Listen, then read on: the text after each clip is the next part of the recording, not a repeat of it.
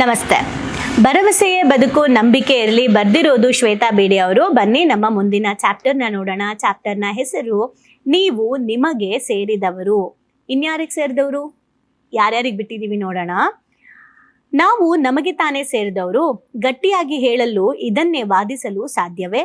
ನಾವು ಹುಟ್ಟಿದಾಗಿಂದ ಕೊನೆಯವರೆಗೂ ಬಂಧನಕ್ಕೆ ಒಳಪಟ್ಟು ಬಿಟ್ಟಿದ್ದೇವೆ, ಅಟ್ಯಾಚ್ಮೆಂಟ್ಸ್ಗೆ. ಆ ಥರ ನಾವೊಂದು ಅಲಿಖಿತ ನಿಯಮನ ಮಾಡ್ಕೊಂಡು ಬಂದ್ಬಿಟ್ಟಿದ್ದೀವಿ.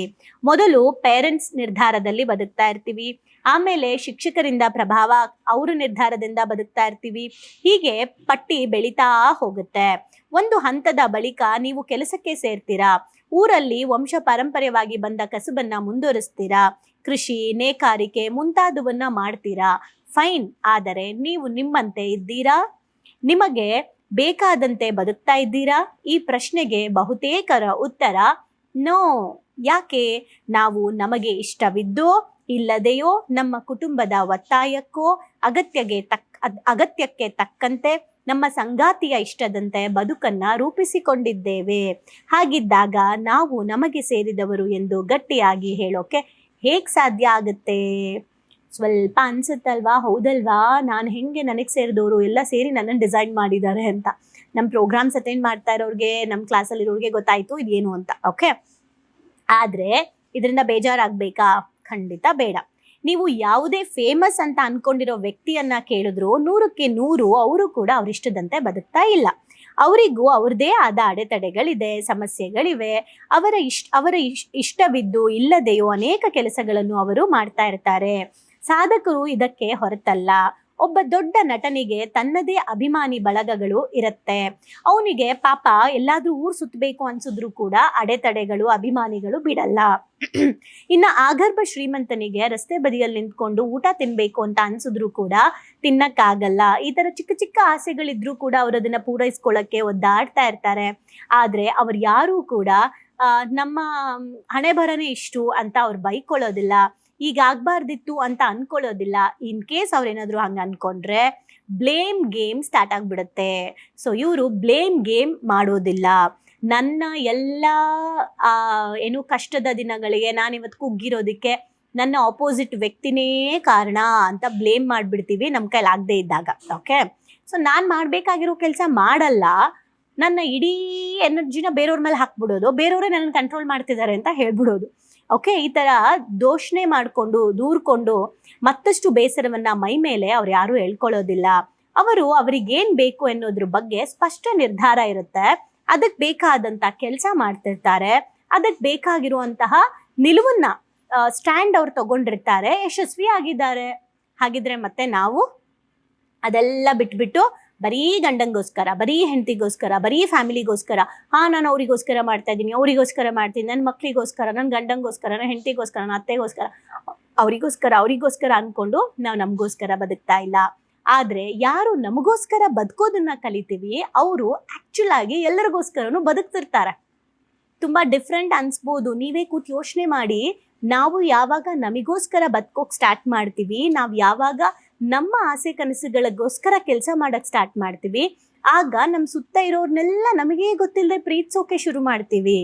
ನೀವು ಎಲ್ಲರನ್ನೂ ಪ್ರೀತಿಸೋಕೆ ಆಗ್ತಿಲ್ಲ, ಎಲ್ರಿಗೂ ಗೌರವ ಕೊಡೋಕ್ಕಾಗ್ತಿಲ್ಲ, ಎಲ್ಲರ ಎಮೋಷನ್ಸ್ಗಳನ್ನ ನೀವು ಅರ್ಥ ಮಾಡ್ಕೊಳಕ್ಕಾಗ್ತಿಲ್ಲ ಅಂದರೆ ನೀವು ಇನ್ನು ನಿಮ್ಮ ಎಮೋಷನ್ಸ್ಗಳನ್ನೇ ಅರ್ಥ ಮಾಡ್ಕೊಂಡಿಲ್ಲ ಅನ್ನೋದು ಅರ್ಥ ಆಗಬೇಕು. ನಾವು ಯಾರಿಗೂ ಸೇರಿದವರಲ್ಲ. ಯಾಕೆ? ನಾವು ನಮಗೇ ಸೇರಿಲ್ಲ ಆ್ಯಕ್ಚುಲ್ ಆಗಿ. ಆಯಿತಾ? ಸೊ ಇಲ್ಲಿ ನಾವು ನೋಡ್ಬೇಕಾಗಿರೋದು, ನೀವೀಗ ಒಂದು ದೊಡ್ಡ ಕಂಪನಿಯಲ್ಲಿ ಒಳ್ಳೆ ಹುದ್ದೆಲಿದ್ದೀರಾ ಅಂತ ಅನ್ಕೊಳ್ಳಿ. ನಿಮ್ಮ ಮನಸ್ಸಲ್ಲಿ ಇದೊಂದು ಕೊರಗು ಉಳಿದ್ಬಿಟ್ಟಿದೆ. ಅವರು ಆಗ ಅಭ್ಯಾಸ ಮಾಡಲು ಬಿಟ್ಟಿದ್ದಿದ್ರೆ ನಾನು ಧೋನಿ ಆಗ್ತಾ ಇದ್ದೆ, ನಾನು ವಿರಾಟ್ ಕೊಹ್ಲಿ ಆಗ್ತಾ ಇದ್ದೆ, ಹಾಗೆ ಹೆಸರು ಮಾಡ್ತಿದ್ದೆ, ಹೀಗೆ ಹೆಸರು ಮಾಡ್ತಿದ್ದೆ. ಅಲ್ಲಿ ಯಾರು ರಾಜ್ಯ ಮಟ್ಟದ ಕ್ರಿಕೆಟ್ ಆಡುವಾಗ ಸರಿಯಾಗಿ ಆಡದೆ ಸೋತ್ರೆ, ಇಷ್ಟು ಬೇಸಿಕ್ ಆಡಕ್ ಬರಲ್ವಾ ಇವ್ರಿಗೆ, ಅವಕಾಶನ ಸರಿಯಾಗಿ ಉಪಯೋಗಿಸ್ಕೊಳಕ್ ಬರಲ್ಲ ಅಂತ ಈಸಿಯಾಗಿ ಮಾತಾಡ್ತೀವಿ. ಆದರೆ ನಮ್ಮ ಲೈಫಲ್ಲೇ ಪ್ಲ್ಯಾನ್ ಎ ಫ್ಲಾಪ್ ಆದರೆ ಪ್ಲ್ಯಾನ್ ಬಿ ಇಲ್ಲ ನಮ್ಮ ಹತ್ರ. ಈಗಿನ ನಮ್ಮ ದಿನಚರಿ ಜೊತೆಗೆ ನಾವೇನು ಮಾಡಬೇಕೋ ಅದಕ್ಕೆ ಸಮಯವನ್ನು ಹೊಂದಿಸ್ಕೊಳ್ಳಿ. ನಿಮಗೆ ಇಷ್ಟವಾಗಿದ್ದನ್ನು ಮಾಡೋಕೆ ನೀವೇ ಸಮಯ ಮಾಡ್ಕೋಬೇಕು. ಹೇಗೆ? ಅದು ನೀವು ಹತಾಶೆ ಪಡ್ತಾ ಇರೋ ಜಾಗದಲ್ಲಿ, ಬೇರೆಯವ್ರನ್ನ ಬ್ಲೇಮ್ ಮಾಡ್ತಿರೋ ಜಾಗದಲ್ಲಿ ಒಳ್ಳೆಯ ಭಾವನೆಗಳಿಗೆ ಫೋಕಸ್ ಮಾಡಿದ್ರೆ ನಿಮಗೆ ಖಂಡಿತ ಸಮಯ ಸಿಗತ್ತೆ. ಸೊ ನಿಮಗೆ ಸೇರಿದಂತೆ ಮಾಡಿಕೊಳ್ಳುವುದು ಸಹ ಒಂದು ನಿಯಮಿತವಾದ ಪ್ರಯತ್ನವೇ.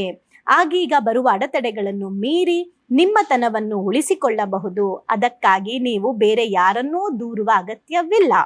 ಭರವಸೆ ಕಳೆದುಕೊಂಡು ಬದುಕಬೇಕಿಲ್ಲ. ಆಕಾಶವೇ ಕಳಚಿ ತಲೆ ಮೇಲೆ ಬಿದ್ದಂತೆ ವರ್ತಿಸುವ ಅಗತ್ಯ ನಮಗಿನ್ನೂ ಬಂದಿಲ್ಲ ಅನ್ನೋ ಸ್ಪಷ್ಟತೆ ನಿಮ್ಗೆ ಇರ್ಲಿ. ಅದನ್ನು ಮತ್ಯಾರಿಗೂ ನೋವು ಮಾಡದೆ ಬೆಳೆಸಿಕೊಳ್ಳುವ ಉಳಿಸಿಕೊಳ್ಳುವ ಛಲ ಇರ್ಲಿ. ಬೇರೆಯವ್ರಿಗೂ ನೋವು ಮಾಡದೆ ನಿಮ್ಮ ಕನಸುಗಳನ್ನ ಫೋಕಸ್ ಮಾಡೋದ್ರ ಕಡೆಗೆ ನೀವು ಖಂಡಿತ ವರ್ಕ್ ಮಾಡ್ಬೋದು, ನಿಮಗೆ ಬೇಕೇ ಬೇಕು ಅಂತ ಇದ್ರೆ. 80 ವರ್ಷದ ವೃದ್ಧ 80 ಇಯರ್ಸ್ ಆಗಿರುವಂತಹ ಒಬ್ರು ತಾತ ಡಾನ್ಸ್ ಮಾಡ್ಬೋದು, ಹೊಸದಾಗಿ ಚಿತ್ರ ಬಿಡ್ಸೋಕೆ ಕಲಿಬೋದು. 70ರ ಒಬ್ರು ಅಜ್ಜಿ ಫುಟ್ಬಾಲ್ ಆಡ್ತೀನಿ ಅಂತ ಫೀಲ್ಡಿಗೆ ಬರ್ಬೋದು, ತೂಕ ಎತ್ತಬಲ್ಲೆ ಅಂತ ತೂಕದ ತರಬೇತಿಯನ್ನ ಶುರು ಮಾಡ್ಬೋದು. ಯಾರದ್ದು ಹಂಗಿಗೆ ಬದುಕು ಹಾಳಾಯ್ತು ಅಂತ ಭರವಸೆನ ಕಳ್ಕೊಂಡು ಜಡ್ಡು ಹಿಡಿದಂತೆ ಬದುಕೋ ಬದಲು ಬದುಕಿರೋ ಅಷ್ಟು ವರ್ಷಗಳಾದ್ರೂ ಜೀವಂತವಾಗಿ ಬದುಕೋಣ. ಎಷ್ಟು ಬ್ಯೂಟಿಫುಲ್ ಆಗಿದೆ ಅಲ್ಲ. ನೀವು ನಿಮಗಾಗಿ ಬದುಕಿ, ಅಂದ್ರೆ ನಿಮ್ಮವ್ರಿಗಾಗಿ ನೀವು ಬದುಕ್ತಿದ್ದೀರಿ. ನನ್ನ ಪ್ರಕಾರ ನಿನ್ಗೋಸ್ಕರ ಬದುಕ್ದೆ, ನಿನ್ನಿಂದನೇ ನಾನು ಬದುಕ್ದೆ, ನಿನ್ನಿಂದ ನಾನು ಚೇಂಜ್ ಆದೆ ಅಂತ ಬೇರೆಯವ್ರನ್ನ ಬ್ಲೇಮ್ ಮಾಡೋದ್ರ ಬದಲು ನಿನ್ನಿಂದ ಅಂತ ನಾವ್ ಏನ್ ಹೇಳ್ತಾ ಇದ್ದೀವಿ, ಅವ್ರು ಯಾರಿಗೆ ಸೇರಿದವರು. ನಾವು ಆಕ್ಚುಲಿ ಬದಲಾಗೋದು ಒಂದು ನಮಗೋಸ್ಕರ, ಇಲ್ಲ ನಮ್ಮವರಿಗೋಸ್ಕರ. ನಮ್ಮವರು ಅಂದ್ರೆ ಅದು ನಮ್ದೇ ತಾನೇ, ಫೈನಲಿ ನಾವೇ ತಾನೇ.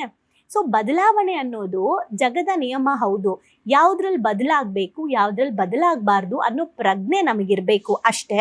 ಆ್ಯಂಡ್ ಅದೇ ಥರ ನಾವಿಲ್ಲಿ ನೋಡ್ಬೇಕಾಗಿರೋದು, ನಾವು ಯಾವಾಗ ನಮ್ಮ ಎಮೋಷನ್ಸ್ ಮೇಲೆ ನಮಗೆ ಹಿಡಿತಾ ಬರುತ್ತೆ, ಅವಾಗ ಬೇರೆಯವರ ಎಮೋಷನ್ಸ್ಗಳನ್ನ ನಾವು ಗೌರವಿಸ್ತೀವಿ. ಹಾಗೆ ನಮ್ಗಿಲ್ಲಿ ತುಂಬ ಇಂಪಾರ್ಟೆಂಟ್ ಆಗಿ ನಾವು ಯಾರಿಗೆ ಸೇರಿದವರು ಅನ್ನೋದು ನಾವೇ ಡಿಸೈಡ್ ಮಾಡಬೇಕು.